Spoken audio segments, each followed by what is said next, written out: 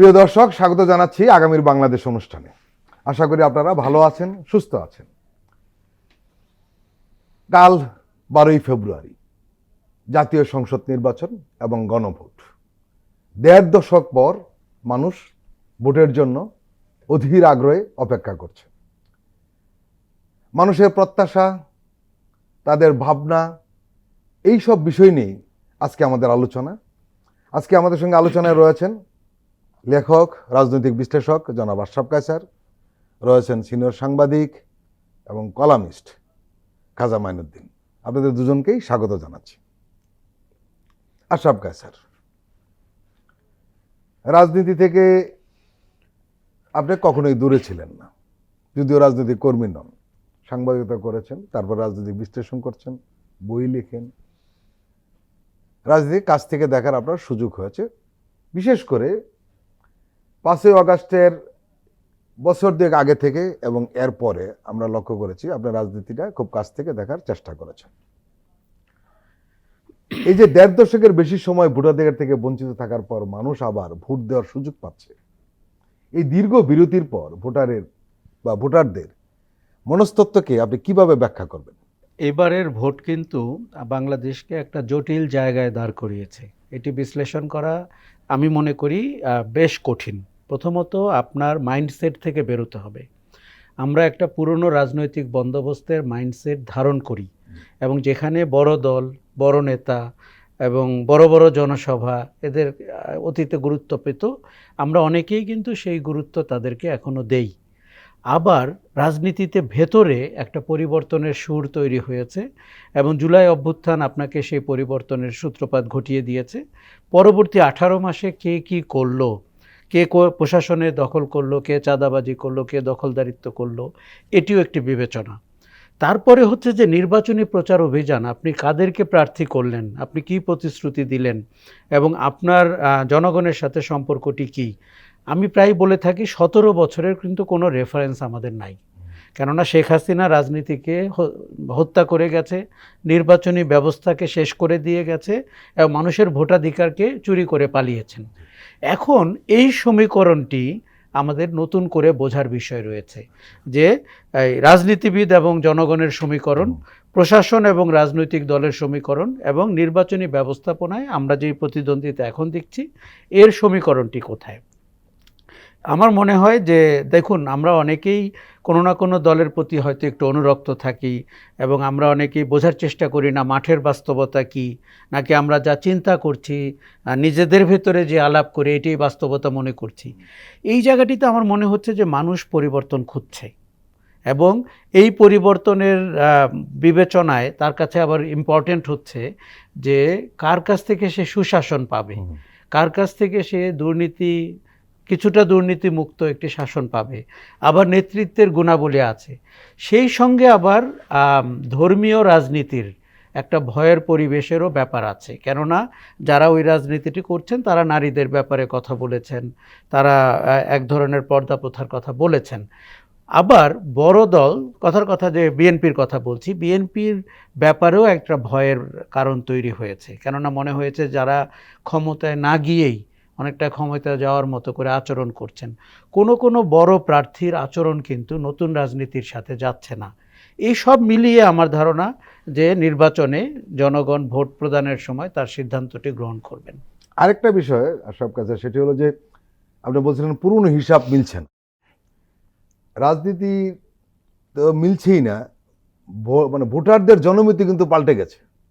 এখন যারা পুরনো হিসাব নিয়ে রাজনীতি করতে চাচ্ছে বা ইলেকশন করতে চাচ্ছে বা ইলেকশনের হিসাব কষেছে, এবং সময় তো শেষ, আসলে কি ঠিক করছে তারা? একদম ঠিক করছে না। দেখুন, আমাদের একটা বাজে রাজনীতির প্রবণতা হয়ে গেছিল, আপনি চিরস্থায়ী বন্দোবস্তের রাজনীতি করতেন। এই যে আমরা যে কনস্টিটিউয়েন্সিতে গুলোতে বলতাম যে উনি 7 বারের এমপি, উনি 6 বারের এমপি, সেগুলো আমার মনে হয় বর্তমান রাজনীতির জন্য খুব সুখকর তথ্য না, বরঞ্চ উনি কোনোবারের এমপি না, এইটা তার জন্য একটা অ্যাডভান্টেজ তৈরি করেছে। কেননা তার অপশাসনের অভিজ্ঞতা নাই, তার এলাকায় গম চুরি, খাল কাটা, রাস্তা না বানিয়ে পয়সা তোলা, এগুলোর অভিযোগ নাই।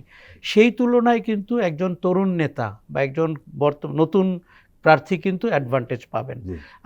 আমার ধারণা এবারের নির্বাচনে অনেক বড় বড় নেতার বিপর্যয় হতে পারে, কেননা তারা ধরে নিয়েছেন এটি তাদের চিরস্থায়ী বন্দোবস্তের আসন, এবং সেই জায়গাটিতে আমার ধারণা জনগণ ভিন্ন খুঁজছে। একটা হচ্ছে যে পুরনো রাজনৈতিক বন্দোবস্ত, দেখুন রাজনীতির মতো বিষয় আপনি যদি নতুন করে রিনিউ না করেন সম্পর্ক, তাহলে কি করে সম্ভব?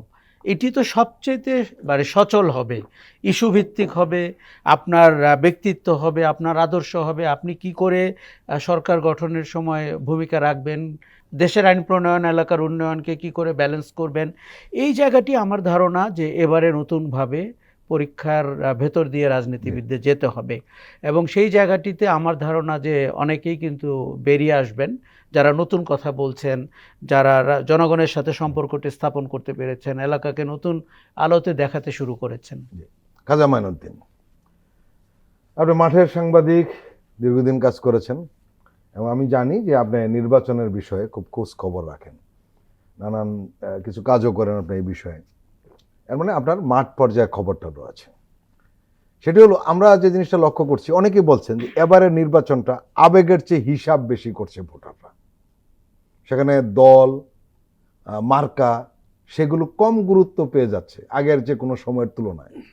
প্রার্থী একটা বড় ফ্যাক্টর হয়ে দাঁড়িয়েছে, আর সবচেয়ে বড় কথা আবার বলি, হিসাব করছে। কেন এই পরিস্থিতি কেন দাঁড়ালো? এই যে নবায়ন বা রিনিউয়াল, এটা জনগণের সাথে রাজনীতিবিদদের রিনিউয়ালের দরকার হয়। রাইট। 17 বছরে তো কোনো রিনিউয়াল হয় নাই, এবং এর মধ্যে যেটা হয়েছে জনমতি পাল্টে গেছে।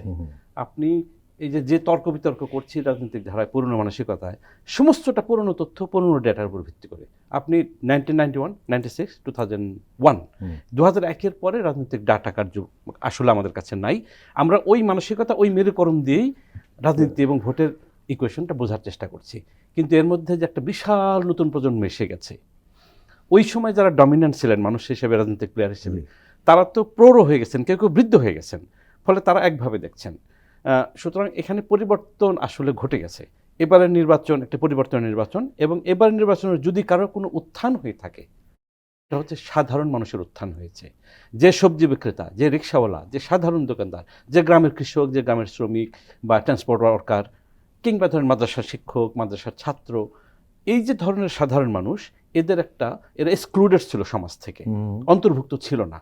গত 5ই আগস্ট 2024-এর আন্দোলনে আপনারা খেয়াল করবেন, কোটি জনতা রাস্তায় নেমেছে, ওইখানে এই মানুষদের উপস্থিতি ছিল, পরিবার সহ তাদের উপস্থিতি ছিল।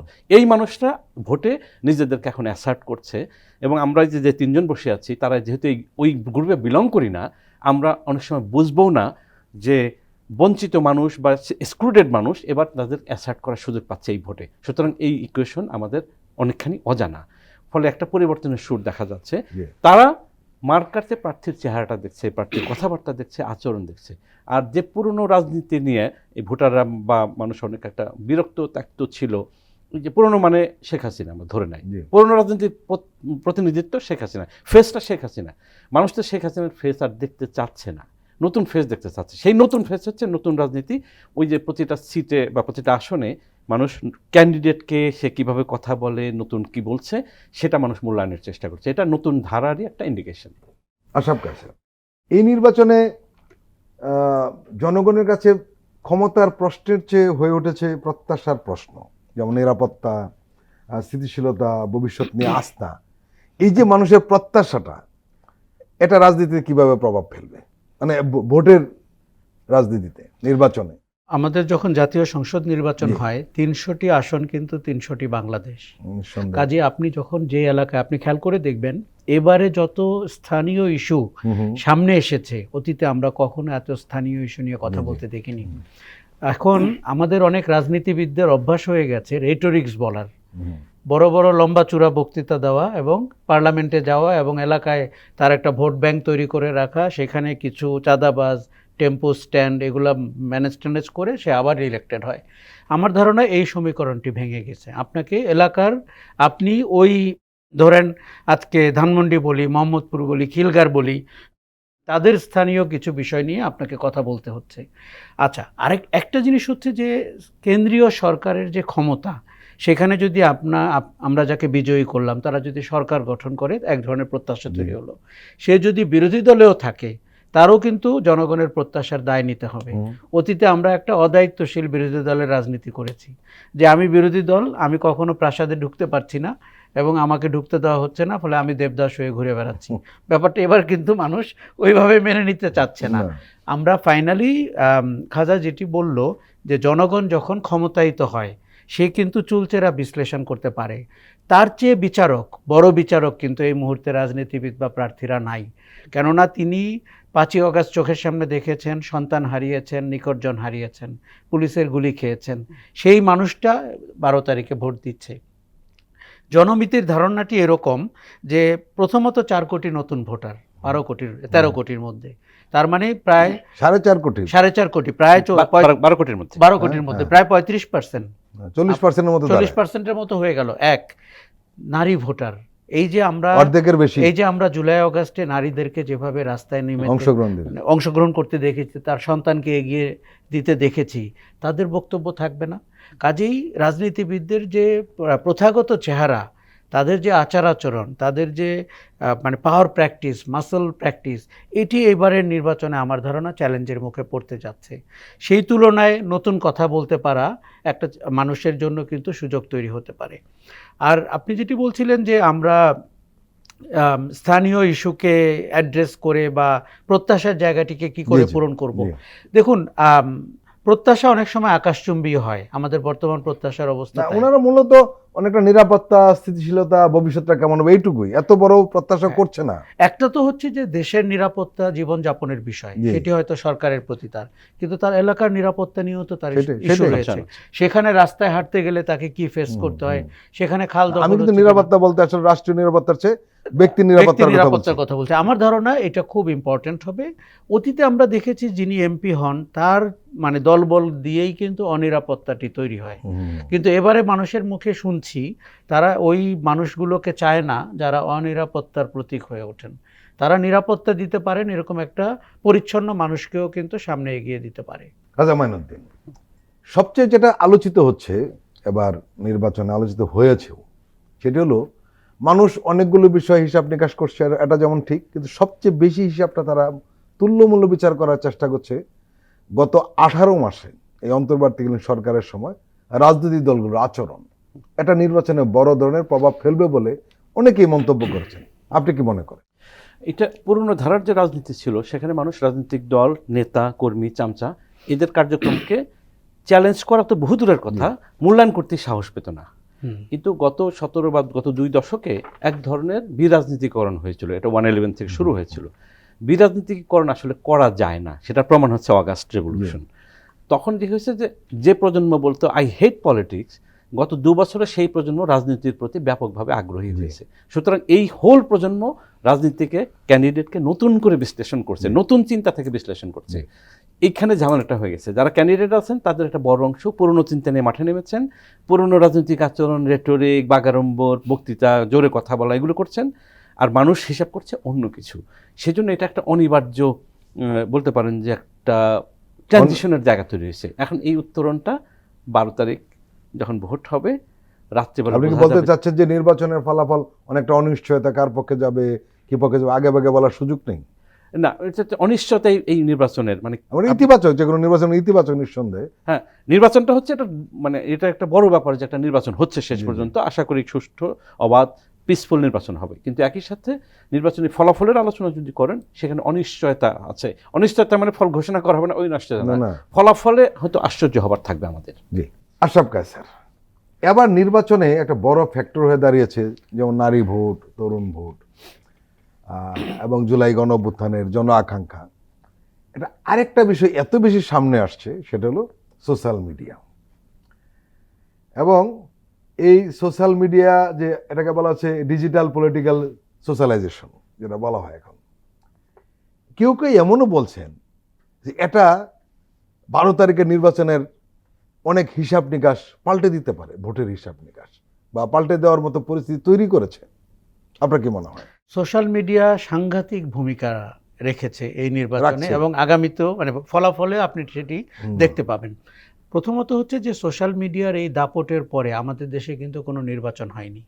গত 3টি নির্বাচন তো আমরা নির্বাচন বলছি না। অতএব এটি প্রথম সোশ্যাল মিডিয়ার দাপটের যুগে হওয়া নির্বাচন। আচ্ছা, আপনি অবাক হয়ে যাবেন যে আপনার প্রথমত সব ভোটাররা কিন্তু তার হাতে মোবাইল ফোন আছে, ক্যামেরা আছে, অডিও রেকর্ডার আছে। ফলে আমরা সোশ্যাল মিডিয়াতে এমন সব জিনিস আসতে দেখেছি যেটি হয়তো প্রার্থীরা অনেক সময় চাননি, মানে বেফাস হয়ে গেছে তার আচরণটি। ধরেন কেউ মানে এমন অশোভন আচরণ করছেন যেটা তিনি লুকিয়েই করতে চেয়েছিলেন, সোশ্যাল মিডিয়ার কারণে এটা লুকানো থাকেনি। দ্বিতীয় হচ্ছে যে আপনার প্রচারণার ইতিবাচক অংশও কিন্তু সোশ্যাল মিডিয়া। আমরা দেখেছি কোনো কোনো মানে নামহীন অথবা অত প্রখ্যাত না এমন ক্যান্ডিডেটদের অনেক বক্তব্য আমরা সামনে পেয়েছি, এবং তাদেরকে আমরা বিবেচনা করতে শুরু করেছি নতুন রাজনীতির ধারক হিসাবে। পুরনো রাজনীতির ধারকদেরকে কিন্তু আপনি সোশ্যাল মিডিয়াতে খুব ভালো অবস্থায় পাওয়া যাচ্ছে না। তৃতীয় হচ্ছে প্রোপাগান্ডা ছড়ানোর জন্য সোশ্যাল মিডিয়া কিন্তু একটা দারুণ প্ল্যাটফর্ম। কালকে আমি একজন ক্যান্ডিডেটের দেখলাম মোহাম্মদপুর এলাকার এমন একটি ছবি দিয়েছেন, দেখে মনে হচ্ছে যে কয়েক কিলোমিটার ব্যাপী তার একটি জনসভা চলছে বা মিছিল চলছে। ফলে এই তিনটি অ্যাঙ্গেলেই এখন ভোটার মানুষ পটে সে কোন ছবিটি এঁকেছে এই সোশ্যাল মিডিয়াতে, তার নিজের বক্তব্য আছে, কিন্তু সে যথেষ্ট রকমের অ্যাক্টিভ। এবারে কিন্তু আমরা মানুষকে ভীষণ অ্যাক্টিভ দেখেছি। কেউ ভোট চাচ্ছেন, কেউ ভোট দিবেন বলে বলেছেন। আমার পরিচিত একজন, উনি বলেছেন উনি সারাদিন ঘুরবেন, সব কেন্দ্রে কেন্দ্রে ঘুরবেন। ওনার বাড়ি যেই জায়গায় উনি যেতে পারছেন না, ভোটও দিতে পারছেন না, কিন্তু ভোটের উৎসব উনি উপভোগ করতে চান।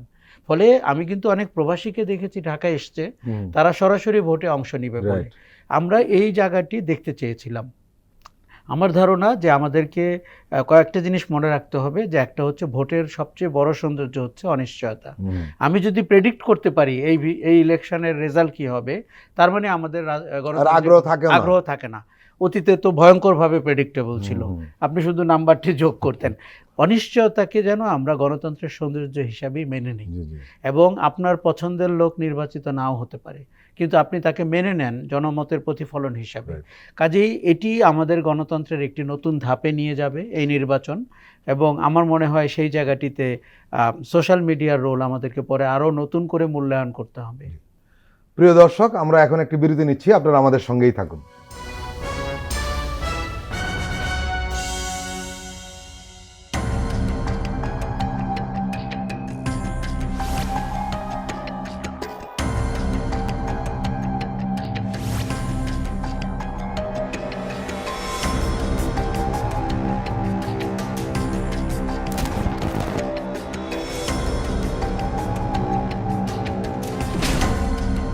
ফ্যাসিবাদের দিনলিপি, গবেষণা ও উপস্থাপনা সাইদ খান, প্রযোজনা আফরোজা সুলতানা ও মামুন মাহমুদ।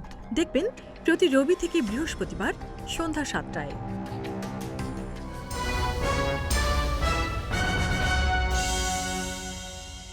প্রিয় দর্শক, আবারও স্বাগত আগামীর বাংলাদেশ অনুষ্ঠানে। আজকে আমাদের সঙ্গে আলোচনা রয়েছেন রাজনৈতিক বিশ্লেষক এবং লেখক জনাব আশরাফ কায়সার, রয়েছেন সিনিয়র সাংবাদিক এবং কলামিস্ট জনাব খাজা মাইনুদ্দিন। আশরাফ কায়সার বলছিলেন ডিজিটাল পলিটিক্যাল সোশ্যালাইজেশনের যে চিত্রটা, একটা বিষয় কিন্তু হয়েছে নতুন, যেটা আমরা জানতে পারছি তা নয় শুধু। আপনি বলছিলেন যে সবার হাতে মোবাইল রয়েছে। আপনি শুনলে অবাক হবেন, অনেক লোক আমার আপনার চেয়ে ভালো জানে, কারণ তার সময় আছে, প্রচুর সময় দেওয়া, এবং সারাক্ষণ সে মোবাইলে রয়েছে। সে মূলধারার মিডিয়া দেখছে, সে সোশ্যাল মিডিয়া দেখছে, দুটো তুল্যমূল্য বিচারও করার সুযোগ রয়েছে। এ কারণেই যে প্রশ্নটা উঠেছে যে এবার অনেকের জন্য এই সোশ্যাল মিডিয়া উত্থানের কারণ হয়ে দাঁড়িয়েছে, অনেকের জন্য কাল হয়ে দাঁড়িয়েছে, এবং নির্বাচনে একটা কোনো না কোনোভাবে প্রভাব ফেলবেই, এই প্রত্যয় যোগ করে কেউ কেউ কথা বলছেন। আসলেই কি তা? আমি বলছি multimedia election, the first multimedia election in our history. Right. মানে সোশ্যাল মিডিয়া অফকোর্স, কিন্তু হয় কি, ধরেন 22 তারিখের আগে যখন প্রচারণা শুরু হয়নি, তখন অনেকে বলেছিল ইলেকশনের একটা আমেজ আসেনি। এটা আমি বাংলাদেশের অর্ধেকের বেশি জায়গায় ঘোরার সুযোগ হয়েছে গত 1 বছরে। সেখানে দেখলাম যে মানুষ প্রথমত দেখে যে আমেজটা মানে কি। কোন এলাকায় গিয়ে পোস্টার দেখে, বাজারে মানুষ গম গম করে, টি স্টলে কথাবার্তা হয়, এই তো মানে বাজ তৈরি হয়। সেই জিনিসটা কমেছে, কিন্তু সেটা জায়গা পেয়েছে সামাজিক মাধ্যমে, কারণ সামাজিক মাধ্যমে প্রচারণাটা আসলে আগেই শুরু হয়ে গেছিল। এটার সাথে মানুষের অ্যাডজাস্ট করতে কিছু কিছু মানুষের সময় লেগেছে, কিন্তু অধিকাংশ মানুষ দ্রুত অ্যাডজাস্ট করেছে। কিন্তু ক্যান্ডিডেট বা যারা ক্যান্ডিডেটদের সাথে যারা থাকে তাদের একটা বড় অংশ রিয়াক্ট করছিল যে সোশ্যাল মিডিয়াতে আমার কথাটা তো, আমি যেটা ভালো ভালো কথা বললাম সেটা তো নিচ্ছে না, তার মানে হচ্ছে সেটা চ্যালেঞ্জ হচ্ছে। এবং আপনি দেখেন যে থার্ড পার্সন বা তৃতীয় পক্ষের কথাটা মানুষ নিচ্ছে বেশি। অর্থাৎ আমি যখন, আপনি ক্যান্ডিডেট হলেন, আপনার ভিডিওটা আমি বেফাস প্রচার করে দিলাম, আপনি প্রচার করতে চাননি, অধিকাংশ ক্ষেত্রে যে তৃতীয় পক্ষের প্রচারটা বেশি কাজে লাগছে। এখানে প্রোপাগান্ডার ইস্যু আছে, সবই মানলাম আমি, তো শেষ পর্যন্ত দেখা যাচ্ছে একটা বস্তুনিষ্ঠ আলোচনাটা মানুষের কানে বেশি ঢুকছে। এখানে এক ধরনের কোয়াসি জুডিশিয়াল অ্যাক্টিভিটিস হয়ে যাচ্ছে। আমি বিচার বলছি না, কিন্তু পাবলিক একটা জাজমেন্ট এখানে দিয়ে ফেলছে। শেষ পর্যন্ত যদি বলেন, আমি সিদ্ধান্ত নেওয়ার ক্ষেত্রে সোশ্যাল মিডিয়াতে আমি কিঞ্চিত পজিটিভ দিকে রাখবো, যে অধিকাংশ ক্ষেত্রে মানুষ ইতিবাচকভাবে সুযোগ পেয়েছে ক্যান্ডিডেটকে বোঝার, দেখার এবং নির্বাচনকে বোঝার। সোশ্যাল মিডিয়াতে এবার সেই কাজটি হয়েছে। সুতরাং এখানে আশ্চর্য হওয়ার কিছু দেখছি না। এবং আমার মনে হয় বাংলাদেশ একটা অভূতপূর্ব ইতিহাস তৈরি করেছে এই জায়গায়। পৃথিবীর অন্য পশ্চিমে যেখানে টেকনোলজির উদ্ভাবন হয়েছে, সেখানকার থেকে আমাদের এখানে সোশ্যাল মিডিয়ার প্রভাব আমার মনে হয় কমপক্ষে 50-60% বেশি হবে প্রভাব, কারণ ওখানে 10-15% অ্যাকচুয়ালি সোশ্যাল মিডিয়া প্রভাবিত করে। আমার ধারণা আমাদের এখানে শতকরা 50-60% মানুষ সোশ্যাল মিডিয়ার দ্বারা প্রভাবিত হয়ে বা জেনে শুনে সিদ্ধান্ত নেবে। জি, আশরাফ কায়সার, এবারে নির্বাচনটা শুরুতে বলছিল একটা ব্যতিক্রম। 8-10টা অতীতে যেটা হয়েছে, খারাপ নির্বাচন, ভালো নির্বাচন, সব নির্বাচন হয়েছে, কোনোর সাথে মিলছে না। আপনাদের কথাবার্তাতে সেই বার্তাটাই আমরা পাচ্ছি। এখন প্রশ্ন হলো যে এই পরিস্থিতিতে বাংলাদেশের গ্রহণযোগ্য নির্বাচনে আসলে সবচেয়ে বড় দায়িত্ব কার? সেটাকে নির্বাচন কমিশন, প্রশাসন, নাকি রাজনৈতিক দলগুলোর? দেখুন, আপনি যদি মানে একাডেমিকভাবে দেখেন, অবশ্যই নির্বাচন কমিশনের। নির্বাচন কমিশন হচ্ছে সেন্টার অফ দ্য অ্যাক্টিভিটিস। কিন্তু আমাদের দেশে যেটা হয়, নির্বাচন কমিশন কখনো অত স্বয়ংক্রিয়ভাবে কাজ করে না, অটোনোমাস বডি হিসাবে। এখনো এই নির্বাচন কমিশনকেও আমি খুব বেশি মার্ক দিতে পারছি না, কারণ আমরা যে প্রসেসটাতে তাদের রোল দেখলাম, তাদের আমরা যাচাই বাছাইতে তারা ফেল করেছেন, ঋণ খেলাপিদের আটকাতে ফেল করেছেন, দ্বিতীয় দ্বৈত নাগরিকত্ব আটকাতে ফেল করেছেন, ডিসপিউট রেজলিউশনে ফেল করেছেন। এই জায়গাগুলো আমার মনে হয় তাদের সক্ষমতার ঘাটতি আছে। মানে আমরা 7-8-এর হুদা কমিশনকে দেখেছি, তাদেরকে আমার মনে হয়েছে যে তারা মাঠের রিয়ালিটিটা অন্তত বুঝতে পেরেছিলেন। তাহলে দায়িত্ব বর্তালো সরকারের উপরে। সরকারটি 18 মাস থাকলেও সরকারটিকে আমরা ঠিক সক্ষমতার জায়গায় খুব ভালো পাইনি। আজকে রাজনৈতিক দলের ঘাড়ে কেন বেশি দায়িত্ব পড়ে যাচ্ছে? কেননা সরকারটিকেও ধরি মাছ নাচুই পানি, অত বেশি এফেক্টিভ না এরকম। আবার আপনি দেখেন, মাঠে সেনাবাহিনী ছিল, ম্যাজিস্ট্রেসি পাওয়ার নিয়েছিল, কিন্তু অস্ত্র উদ্ধারে আমরা তাদেরকে খুব ভালো ভূমিকায় দেখলাম না। এখন আইন শৃঙ্খলার অবনতি নিয়ে কথা বলতে হচ্ছে। শেষ পর্যন্ত দায়িত্বটি কিন্তু ভালো নির্বাচন করার রাজনৈতিক দলের উপরেই বর্তালো। এখন তারা যদি নির্বাচনটিকে প্রশ্নবিদ্ধ করে ফেলেন তাদের জয়ের জন্য বা আচরণ দিয়ে, সেটি প্রশ্নবিদ্ধ হবে।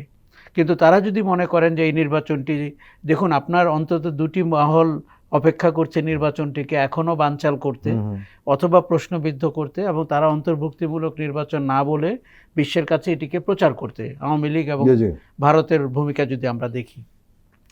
কাজেই আমাদের মনে হয় দায়িত্বশীল হওয়ার সুযোগ রয়েছে নির্বাচনের সময়, যাতে এটি নিয়ে প্রশ্ন না ওঠে। কেননা আপনি জানেন সারা দেশে এখন পর্যবেক্ষকরা ঘুরে বেড়াচ্ছেন, তারা কিন্তু অনিয়ম ডকুমেন্টেশন করার কাজ করছেন।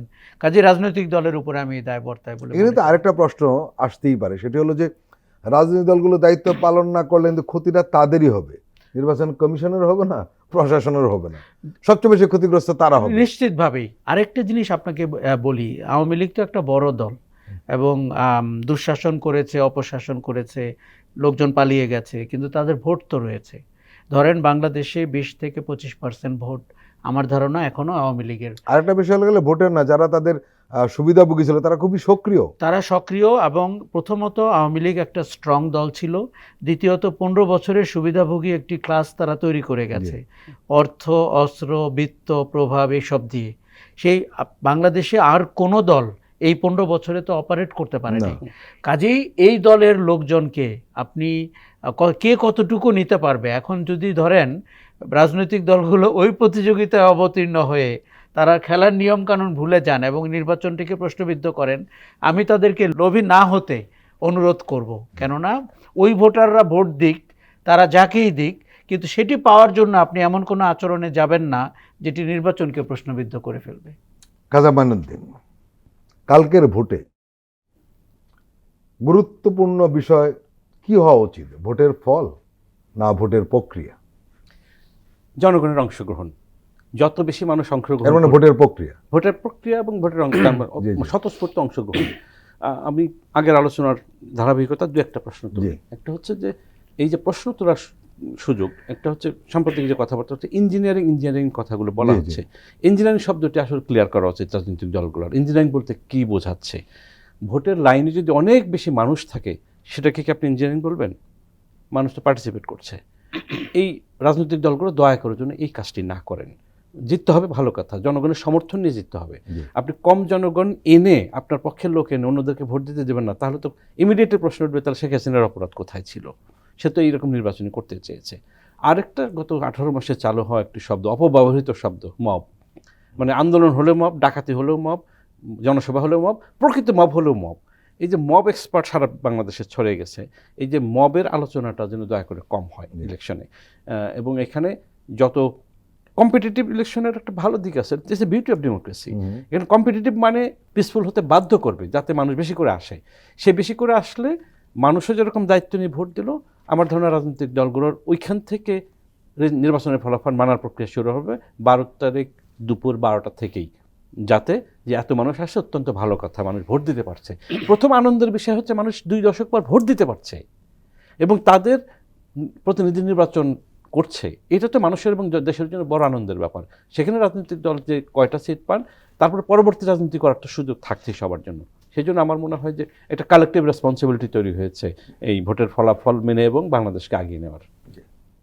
আশরাফ কাসেম, অনেকে বলছেন যে নির্বাচনের ফলাফল যাই হোক না কেন, বিজয়ী এবং যিনি বিজয়ী হবেন তারা সরকার গঠন করবেন, আর যারা সেকেন্ড পজিশন থাকবেন তারা প্রধান বিরোধী দল থাকবেন, দুটোর কিন্তু মর্যাদা রয়েছে। কিন্তু আমাদের সে একটা মনস্তাত্ত্বিক দিক হলো ক্ষমতা না গেলে আর কোনো মর্যাদা নেই। যাই হোক, কিন্তু দুপক্ষের জন্য কিন্তু ভোটারতে একটা কঠিন বার্তাও থাকবে আপনার নির্বাচন। আমার রাজনীতির বন্ধুদের জন্য বলি, যিনি বিজয়ী হবেন তাদেরকে আমরা আগাম অভিবাদনও জানাতে পারি, কিন্তু বাংলাদেশের সরকার চালানো কিন্তু অতীতের মতো আর হবে না। বাংলাদেশের সরকার চালানো একটা কঠিন কাজ হবে। কেননা আপনার চোখ খুলে গেছে মানুষের জুলাই আগস্টে। মানুষ শেখ হাসিনাকে ঘৃণা ভরে প্রত্যাখ্যান করেছেন, ওই সরকার পরিচালনার পদ্ধতি প্রত্যাখ্যান করেছেন এবং ওই রাজনীতির চেহারাটাকে আপনার বাতিল বলে ঘোষণা করেছেন। আগামীতে যারা সরকার পরিচালনা করবেন তাদের কিন্তু অনেক বড় দায়িত্ব নিতে হবে। তাদের যেরকম সুশাসনের দিকে নজর দিতে হবে, জনগণের আকাশচুম্বী প্রত্যাশার দিকে নজর দিতে হবে, অর্থনীতিকে সামাল দিতে হবে।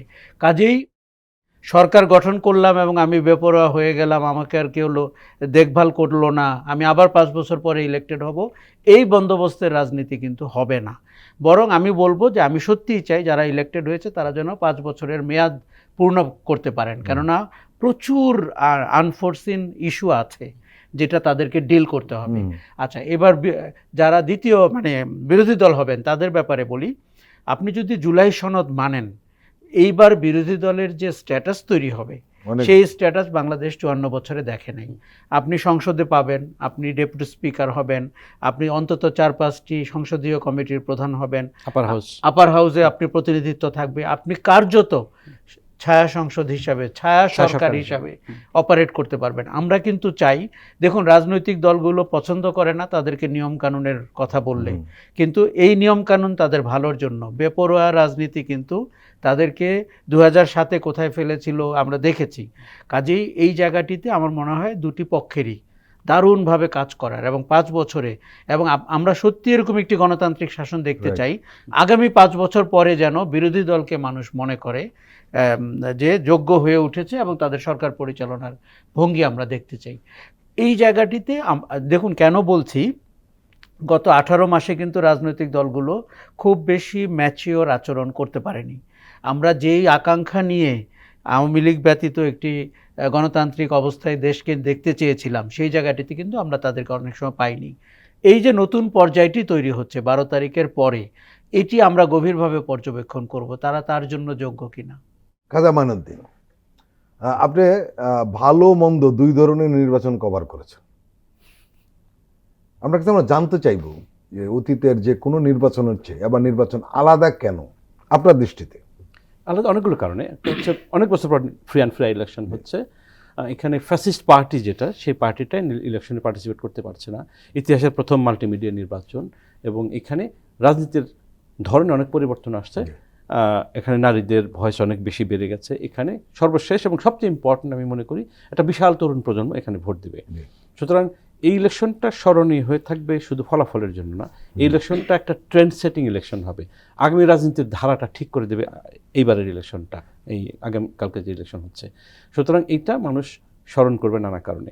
কিন্তু আল্লাহ না করুক যদি সন্ত্রাস হয়, যদি নাশকতা হয়, যদি নির্বাচন বিরোধী কার্যকলাপ এর মধ্যেই হয়, তাহলে কিন্তু সেটাও মানুষ স্মরণ রাখবে।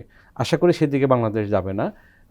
এবং গ্রহণ করার ক্ষেত্রে, নির্বাচনী ফলাফল গ্রহণ করার ক্ষেত্রে, মানুষকে উৎসাহিত করার ক্ষেত্রে এই নির্বাচন ইতিহাসের সেরা নির্বাচন হওয়ার সুযোগ এখনো আছে। এবার নির্বাচন যদি চমক আসে, কেউ আবার এটাকে অন্যভাবে বা কারণ শক্ট, এই শব্দ আশরাফ ভাই কয়েকবার বলেছিলেন, সেটা হলো তাহলে সেটা কোন দিক থেকে আসতে পারে? সেটা হলো তরুণ ভোটার, নাকি নারী ভোটার, নাকি 18 মাসের আমলনামা, নাকি জুলাই গণ অভ্যুত্থানের জন আকাঙ্ক্ষা? জন আকাঙ্ক্ষা তো রয়ে গেছে, এটা এখন একটা ট্রান্সলেটেড মানে কোন জায়গা থেকে আসতে পারে আর কি আপনার বিশ্লেষণে? বিশ্লেষণে আমার মনে হয় তরুণ এবং নারীদের পার্টিসিপেশনটাই সবচেয়ে সারপ্রাইজিং হবে এবার ইলেকশনে। কারণ সেখানে ভোটের হিসাব আছে, এবং নারীদেরকে আপনি যদি খুব সক্রিয়ভাবে সারা দেশে দেখেন, এটা একটা নতুন ফেনোমেনা হবে। এবং তরুণরা কিন্তু গত 18 মাসে তরুণরা একটা অংশ বাদে অনেক অংশ কিন্তু একটু সাইলেন্ট ছিল।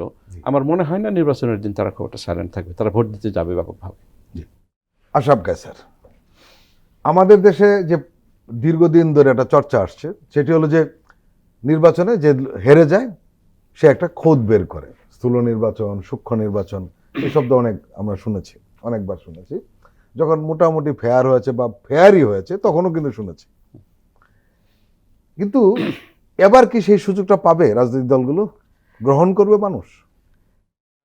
প্রথমত বলি, আমি নিশ্চিতভাবেই চাই এর যেন কোনো সুযোগ তৈরি না হয়। আমরা তিনটি শব্দ শুনছি, ইঞ্জিনিয়ারিং, মেকানিজম, আরেকটা হচ্ছে কেন্দ্রে প্রভাব বিস্তার করা। এই তিনটাই কিন্তু আমাদের খুব পরিচিত মানে পর্যায় এবং দৃশ্য।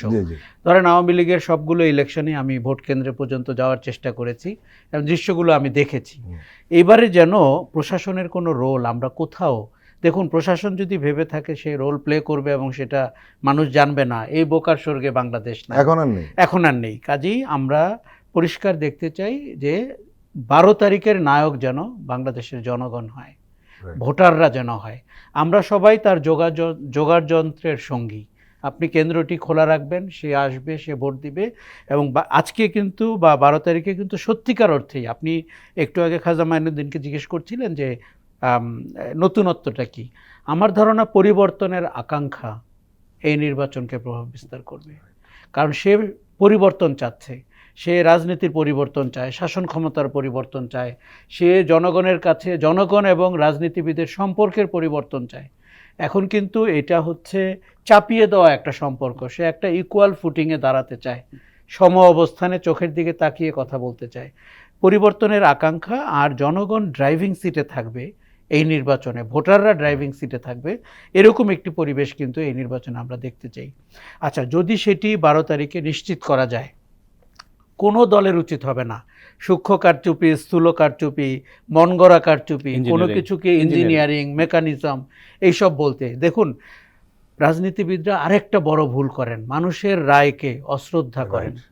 এটির যে গর্হিত অপরাধ, ভোট চুরি যেরকম গর্হিত অপরাধ, আমি তখন হাসিনা আমলে প্রায় বলতাম যে ভোট চুরি করার অপরাধে উনি দীর্ঘদিনের জন্য শাস্তি পাবেন, এবং আজকে হয়েছেও তাই। মানুষের রায়কে অশ্রদ্ধা করা, এটা কিন্তু আরেকটা বড় মাপের অপরাধ। বরং তাদেরকে ইতিবাচকভাবে নিতে হবে। আপনি মনে রাখবেন যে আপনি হেরে গিয়েও জয়ী হতে পারেন, তাদের সেই স্পিরিটটি মাথায় নিতে হবে।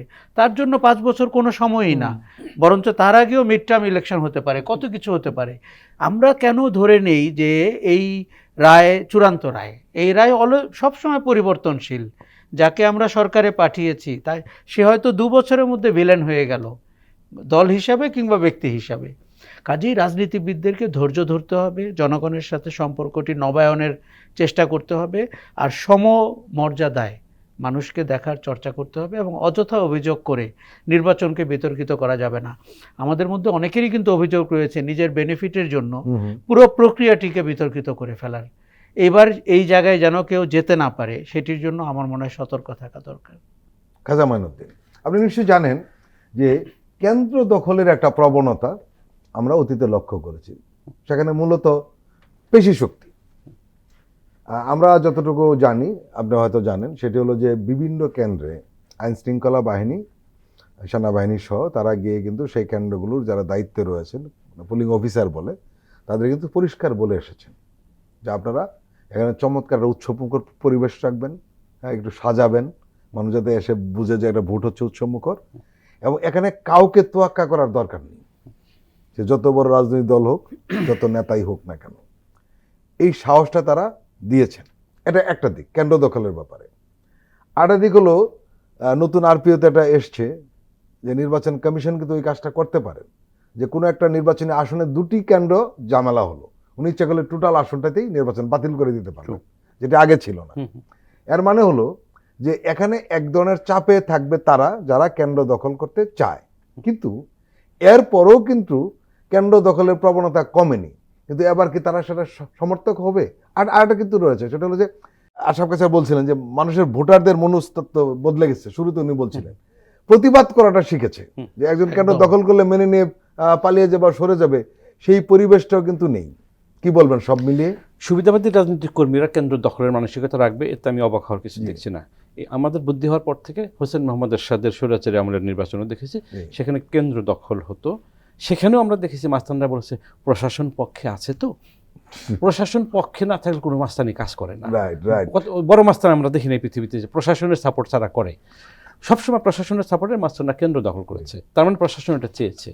আমি অত কথা না বাড়িয়ে সংক্ষেপে বলি, প্রশাসনের যারা দায়িত্বে থাকবেন, পুলিশের দায়িত্বে থাকবেন, আইন শৃঙ্খলা বাহিনীর দায়িত্বে থাকবেন, তাদের এবার বোধহয় সাহস দেখানো উচিত হবে না, বা কোনো অ্যাডভেঞ্চার করা উচিত হবে না যে অমুক ক্যান্ডিডেট আমার খালাতো ভাই বা আমার মামাতো ভাই বা আমার পেয়ারের বান্দা, তাকে একটু সাপোর্ট দেই। এটা তাদের, এটা কিন্তু আমি ওয়ার্নিং আকারে বলছি, আই এম সরি, যে গত বছর 24 অগাস্টে এই প্রশাসনের, পুলিশের, অন্য মানুষের পরিণতি আপনারা দেখেছেন কি হয়েছে। এবং আমি শিওর যে প্রশাসনের যারা আছেন তাদের পরিবার, আত্মীয় স্বজন এই কথা তাদেরকে বলে দেওয়ার কথা, যে এবার যদি ওই ধরনের চিন্তা তারা করে, ওই ধরনের কাজ তারা করতে চায়, প্রথমত তারা করতে পারবে না, শুধু নিন্দিতই হবে, এর চেয়ে বেশি কিছু করতে পারবে না। আর এবার আরেকটা সুবিধা আছে, আপনি তো আরপিও রেফারেন্সে বললেন, আমি সরকারের দিক থেকে জেনেই বলছি যে স্ট্যান্ডিং সিদ্ধান্ত আছে যে জোর করে ইলেকশন করানোর দরকার নেই, সোজা বাতিল হয়ে যাবে। মানে কোনো কোনো ক্ষেত্রে কেন্দ্র বাতিল হবে, কোনো কোনো ক্ষেত্রে আসন ধরে বাতিল হবে। তার মানে আপনি করলেন বটে, করে কোনো লাভ হবে না। আর আপনি রাজনৈতিক দলগুলো যেটা বলতেছিলেন, এই যে এটা পরিবর্তন সূচিত হতে যাচ্ছে কালকে, এখানে সরকার চালানো মোটেও কোনো সুখকর ব্যাপার হবে না, অর্থনীতি কোলাপস করার কাছাকাছি আছে। এখানে আইন শৃঙ্খলা পরিস্থিতি স্বাভাবিক করার ইস্যু আছে, এখানে হাজার হাজার লাখ লাখ বেকার আছে। এই সমস্ত কিছু সামাল দিতে যারা সরকার গঠন করতে যাচ্ছেন তাদের জন্য কিন্তু আগামী 2 বছর বা 5 বছর সুখকর কোনো সময় হবে না। তাদের অভিনন্দন জানাচ্ছে যারা সরকার গঠন করতে চাচ্ছেন বা পারবেন, কিন্তু একই সাথে মনে রাখা দরকার তারা একা চালাতে পারবেন না। বিরোধী দলকে যেরকম সঙ্গে রাখতে হবে, জনগণকে ইকুয়াল ফুটিংয়ে রাখতে হবে। মানুষ তার মর্যাদা চায়, এবং মানুষ কিন্তু শুধু সচেতন না, তার মর্যাদার দাবি করছে, এবং মানুষ রাস্তায় নামা শিখে গেছে। সুতরাং খুব মানে অতীত রাজনীতির ধারা দিয়ে বাংলাদেশ আগামীতে চলবে সেটা মনে করার কারণ নাই, কিন্তু আমি আশা করি রাজনীতিবিদদের সেই ক্যাপাসিটি আছে, তারা হয়তো নতুন করে ভেবে সমস্ত চ্যালেঞ্জে অ্যাকোমোডেট করে শান্তিপূর্ণভাবে বাংলাদেশকে আগিয়ে নেওয়ার চেষ্টা করবেন। আশরাফ কাছার, ভোটের ফল যাই হোক, নির্বাচনের পরের দিনে এবং পরবর্তী দিনগুলোতে রাজনীতির সবচেয়ে বড় চ্যালেঞ্জ কি হতে পারে? দেখুন, আমাদের রাজনৈতিক দলগুলো রাজনীতি করতে শিখেছে, ভালো কিংবা মন্দ, নির্বাচনেও অংশগ্রহণ করতে শিখেছে, অপকৌশল হোক আর কৌশলী হোক। কিন্তু যেটি ভোটের পর দিন তার সবচেয়ে জরুরি দরকার, তার ম্যানেজমেন্ট ক্যাপাসিটি গেইন করা দরকার, তার সরকার পরিচালনার দক্ষতা দেখানো দরকার। তার বাংলাদেশের, দেখুন, আগামী সরকারের জন্য আমার মতে 6 থেকে 7টি ভীষণ চ্যালেঞ্জিং জায়গা তৈরি হবে। একটি হচ্ছে অর্থনীতির পুনর্গঠন, একটি হচ্ছে যে এই যে আপনার 1.5 কোটির মতো বেকার, তাদের কর্মসংস্থান চেষ্টা করা, দ্বিতীয়ত হচ্ছে আপনার শিল্পায়ন, ব্যবসা বাণিজ্যের দিকে নজর দেওয়া, তৃতীয়ত হচ্ছে যে নারীদেরকে প্রগতির অংশ কী করে করা যায়, দুর্নীতি বন্ধ করা, সুশাসন নিশ্চিত করা, সংস্কার সহ। এবং এই যে সংস্কার প্রক্রিয়াকে আপনি কি করে রাষ্ট্রের সংস্কারের দিকে নিয়ে যাবেন। আপনি দেখুন যে প্রায় 18 লক্ষ বেসামরিক প্রশাসন এই সরকারের অধীনে চলে আসবে এবং তাদেরকে দিয়ে আপনার কাজ করাতে হবে। অন্তর্বর্তী সরকার কিন্তু আমলাতন্ত্রকে লাগাম টানতে পারেনি, বরঞ্চ আমলাতন্ত্র অন্তর্বর্তী সরকারকে চালিয়েছে। আমরা পুলিশের রিফর্ম করতে পারিনি, আমরা আইন শৃঙ্খলার অবনতি ঠেকাতে পারিনি।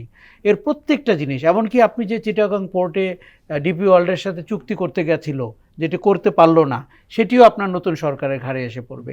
কাজেই সরকার তখন রাজনৈতিক দলকে বুঝতে হবে যে রাজনীতি করা আর সরকার চালানো, দেশ পরিচালনা করার কিন্তু পার্থক্য তৈরি করতে হবে তাকে। না হলে যেটি হবে যে ভোটের পরদিন থেকে কিন্তু দেখুন তার জনপ্রিয়তা কমতে শুরু করবে। এটি হচ্ছে রিয়ালিটি। আমাদের দেশের মানুষ এস্টাবলিশমেন্টকে কম পছন্দ করে, বাইরে যিনি রেবেল মানে বিপ্লবী বিদ্রোহী তাকে বেশি পছন্দ করে। এবারের সরকারের চ্যালেঞ্জ হবে সরকারটিকে জনগণের সাথে সম্পর্কটি ধরে রাখতে হবে। সেই ভোটারদের কাছে তাকে বারবার ফিরে যেতে হবে, তারা তাকে বিজয়ী করেছেন, তাদের মনের কথা শুনতে হবে, তাদের আশা আকাঙ্ক্ষা পূরণ হলো কিনা, রাষ্ট্রের চেহারাটি বদলানো কিনা, সংস্কারটি হলো কিনা, সুশাসন হলো কিনা, অনেকগুলো পরীক্ষায় তাদেরকে অবতীর্ণ হতে হবে। আমি আপনাকে শুধু একটা উদাহরণ দেই। ডক্টর ইউনূস বলেছিলেন তিনি এবং তার উপদেষ্টারা সবাই তাদের আয় ব্যয়ের তথ্য দিবেন, 18 মাসেও দিতে পারেননি। অথচ এনারা তো প্রফেসর, এরা তো শিক্ষিত লোক। আমরা ভেবেছিলাম এই কথাটি উনিও এবং তার পরিষদবর্গ রাখবেন। এই সরকার যেন প্রথমেই সেটি করে নতুন রেকর্ড তৈরি করে যে আমি দুর্নীতি করব না। তার একটি বড় প্রতিশ্রুতি হচ্ছে তিনি হতেই পারেন কোটিপতি, তিনি হতে পারেন কোটিপতি, কিন্তু সেটি বলতে কোনো অসুবিধা নেই। আমার ধারণা মানুষ সৎ এবং সাহসী নেতৃত্ব খুঁজছে রাষ্ট্র পরিচালনার ক্ষেত্রে। যারাই বিজয়ী হবেন তাদেরকে সৎ এবং সাহসী হতে হবে। আশরাফ কায়সার এবং খাজা মাইনুদ্দিন, আপনাদের দুজনকেই আন্তরিক ধন্যবাদ। রাত পোহালেই ভোট, অনেক বছর পর এবং অনেকের জন্য একেবারেই প্রথমবার। আজকের বাস্তবতা হলো মানুষ আবার ব্যালটের শক্তিতে বিশ্বাস রাখতে চায়। আজকের এই প্রত্যাশা নিয়েই আমরা অনুষ্ঠান শেষ করছি। আপনারা ভালো থাকবেন, সুস্থ থাকবেন এবং ঠিক সময়ে ভোট দিতে যাবেন। সবাইকে আবারও ধন্যবাদ।